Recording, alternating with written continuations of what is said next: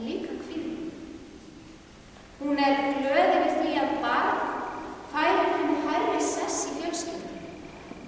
Hún glöð yfir því að hún búin að sýna það og sanna að hún ekki óbyrg.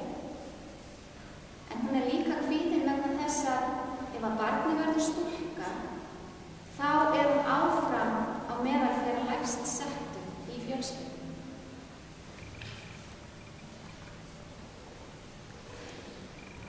Jóhanna 45 ára. Hana dreymdi lengi að eignast barn með manninu sínum. Og þau reyndu í mörg ár án þess að það tækist. Og því fylgdi mikil sorg, mikil vonbrigði, trekk í trekk.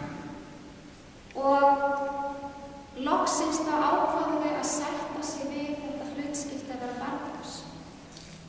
Og í dag Jóhanna mjög ánægð með þetta hlutskipti. Hún lifir mjög góðu lífi.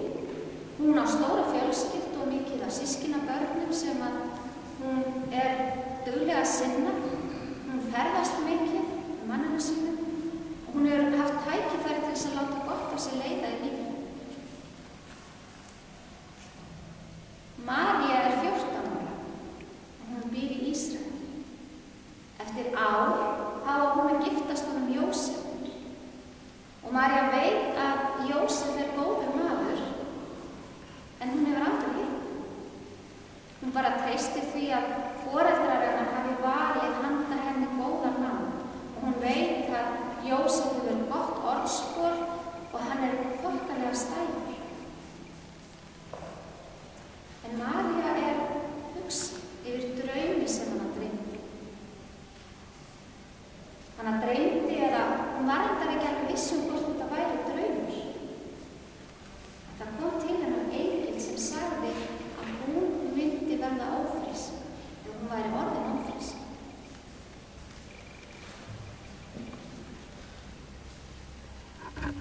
Hvernig getur það verið? María veit alveg hvernig börnin verða til. Hún hefur aldrei komið nálægt hvernig.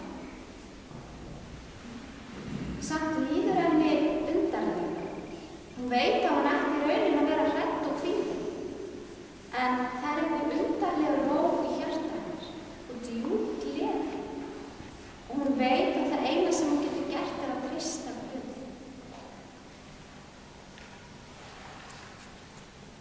Hvað eiga þessar 4 sögur sameiginlegt? Þetta ekki mjög flókin getraun. Ég held að flest ykkar séu búin að átta ykkur á svarinu.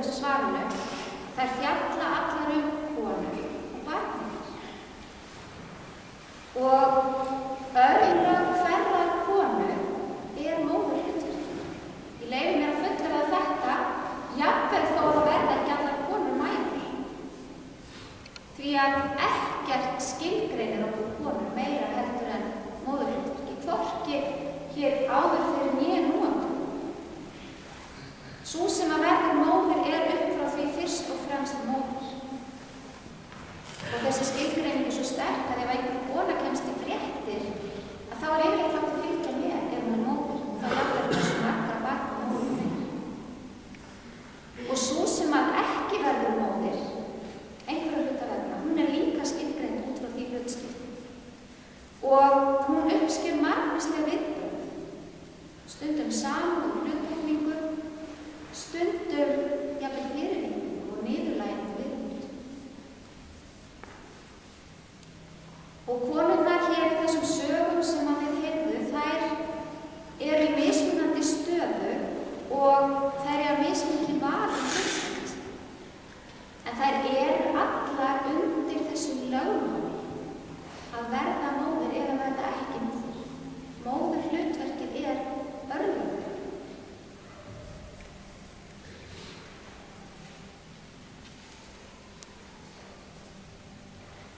Sagan Maríu einstök. Engillinn Gabríel vitjar hennar og tilkynnir henni að nú sé kominn tími til að hún verði móðir. Og ekki bara móðir einhvers barns, heldur móðir sonar Guðs. Og saga Maríu á sér mjög sterkan sess í kristinni trú.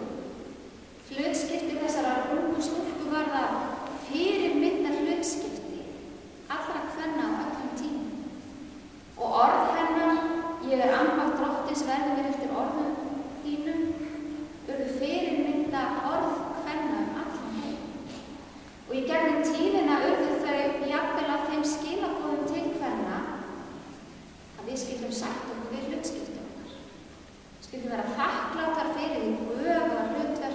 sem móðurhlutverkið er í gegnum það fengjum við náð Guðs. Og María var sett á stað. Hún var gerð að heilagri, fyrirlausri fyrirmynd sem var jafnvel svo ósnertanleg að tilhugsunin að hún hefði lifað kynlífi með manninum sínum, hún Jósef, var óhugsandi í augum kirkjunnar manna.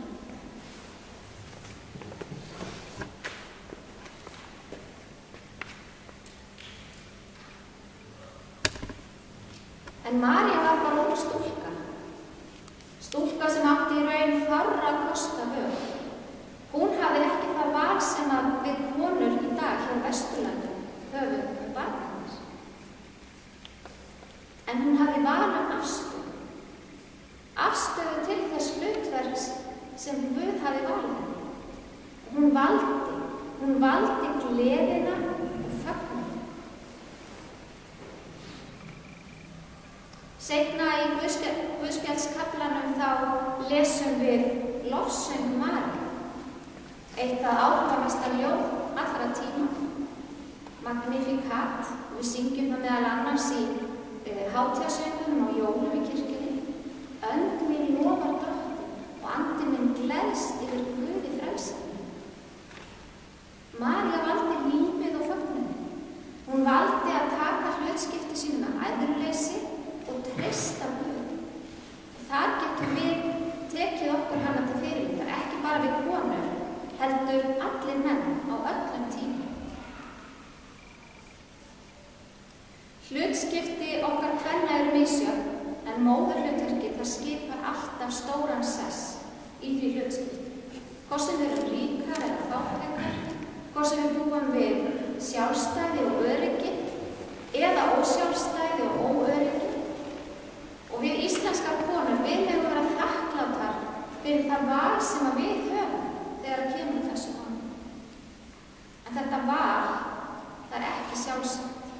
Og það á ekki að vera geðþótta okkar að fara með það á óábyrgan hátt.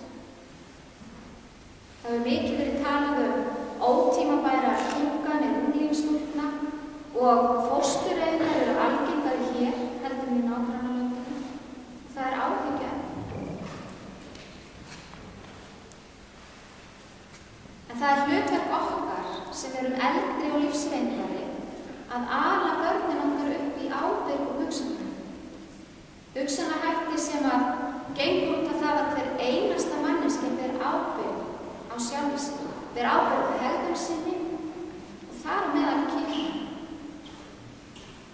Og hugsanahætti sem gengur út af það að öllu frelsi fylgir ábyrg og að lífið er grundvallar gildi í okkar samfélagi. Við lásum í lexíuna áðan, sjá ég geri alla hluti nýja. Guðspjall dagsins fjallar nýtt líf, nýja sköpun, nýtt upphaf. Og María tók hlutskipti sínu með gleði og fögnuði. Engillinn vitjar okkar líka. Kannski ekki með eins dramatískar fréttir eins og María fékk. En okkur stendur líka til boða að taka hana til nýju lífi.